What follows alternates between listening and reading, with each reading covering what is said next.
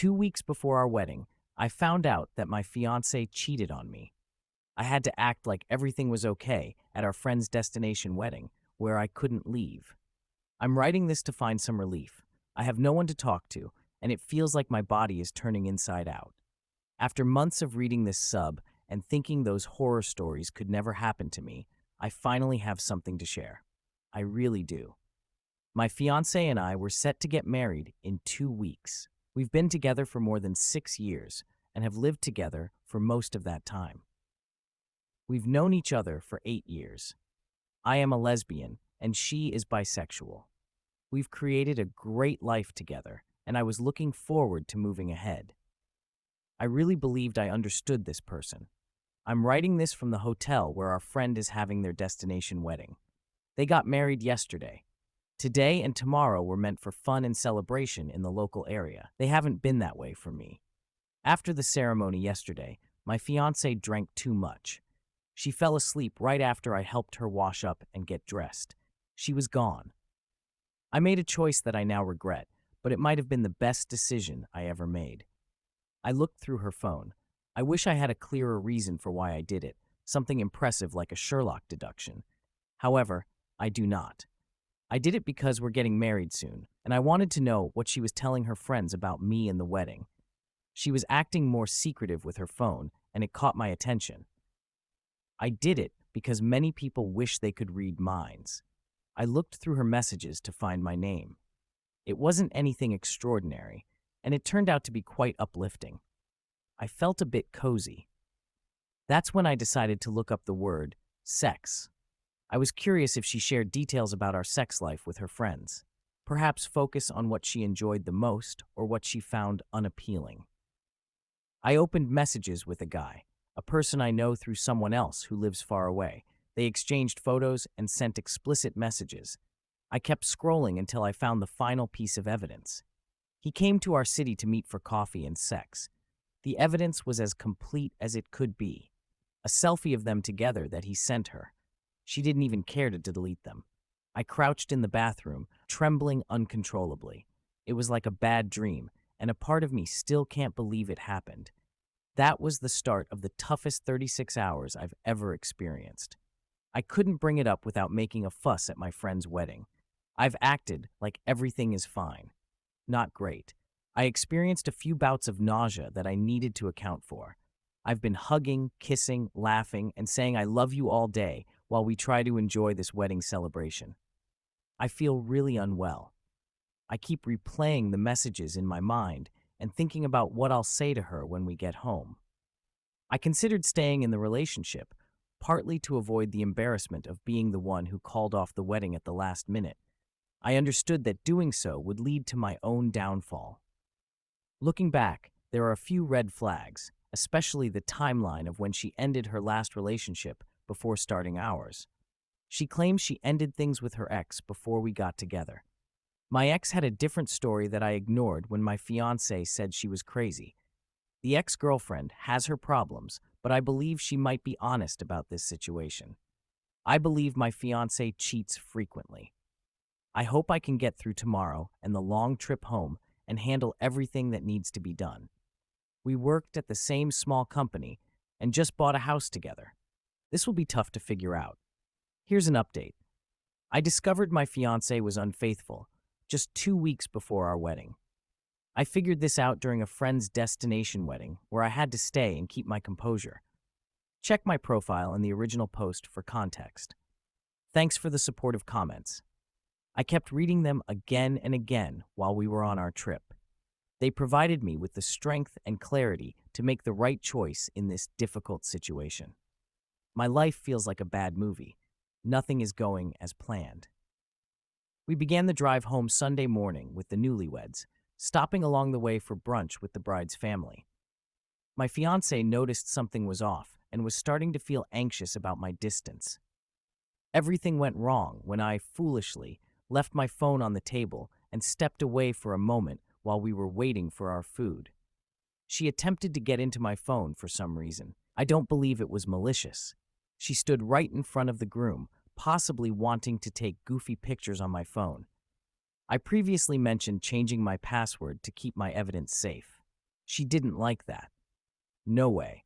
She started to panic when I didn't explain why I changed the password. She mentioned that you've been acting strange and that you never update your password. Are you talking to someone? I was asked too. This happened right in front of the groom. I tried hard to act like I was just keeping my Christmas gift ideas safe. We usually let each other keep our phone activities private during Christmas. She wasn't convinced. I attempted to stay calm for the couple and their family. She started texting me, asking me to talk to her right away. She started to cry. I thought it couldn't get any more awkward, so I motioned for her to come outside. She asked me with tears in her eyes if I had done something wrong. Dear Reddit, I felt an incredible sense of relief when I said, I know what you did. I know about his name. It's hard to put into words. Even with everything going on, I felt a bit of happiness. It felt like a weight was lifted, like pulling out a painful splinter. At first, she pretended not to know anything. It started as just a friend, then we didn't do much, only kissed and texted. It wasn't cheating. She still claims that there was no sexual contact besides kissing. Every excuse turned into her pleading for me to stay and marry her. She only said, I'm sorry, after I pointed out that she hadn't apologized at all, just made excuses. I really don't know this person. I understand if you don't believe me, but your words were echoing in my mind as she talked. I stood firm on our breakup and called off the wedding. I managed to get her back into the restaurant by saying I would embarrass her in front of everyone if we didn't go back to our friends. I'm not proud of what I said, but she wouldn't leave the parking lot to go back inside. I finished my cold brunch quickly while she just stared at hers in shock. At this point, it's clear to everyone nearby that something is seriously off. I told our friends several times that we are fine and that the situation isn't related to anything they did. I'll share more later, but for now, let's head home. I didn't want to share the truth at that moment and make the car ride uncomfortable for everyone. During a long 10-hour car ride, I found myself singing and chatting away, while she struggled with car sickness on the brink of tears, trying to keep it together for our friends. I probably looked like a crazy person.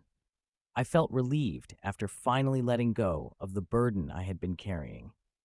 The groom tried to talk about our wedding plans several times, but I changed the subject with jokes or stories from their wedding. By the way, it's interesting that most road trip songs focus on love or breakups. The bride and groom both sang Adele's Hello from the other side, each taking a turn. We heard it twice. Help me escape this boring situation. We get home, and the fun starts now.